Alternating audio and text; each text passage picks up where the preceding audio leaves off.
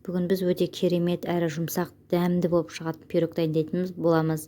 Алдымен лайк басып, комментарий жазып, мен YouTube арнама жазылып кетіңіз. 2 жұмыртқа, шекер, одан кейін сүт бізге керегі.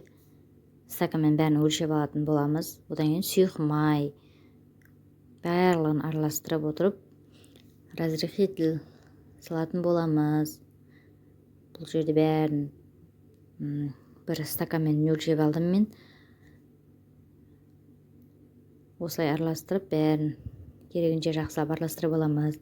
Одан кейін бізге ұн керек болады. Оны жақсылап араластырамыз. Ешқандай түйіршіктері қалмау керек. Сол кезде пирогымыз көтеріліп әдемі болып шығатын болады.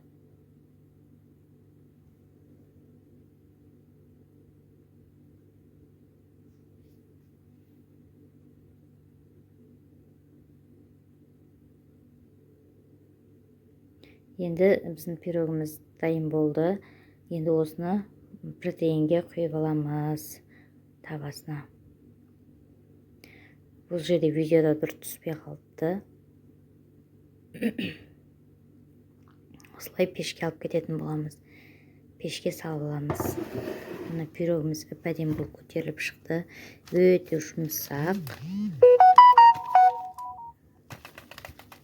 Өте жұмсақ. Үстіне сахарный пудра сеуіп тұрамыз. Осымен ас болсын.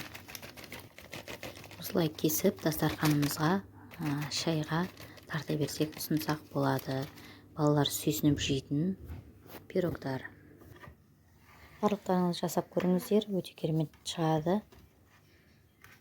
Менің каналыма жазылып, лайк басуды ұмытпаңыздар.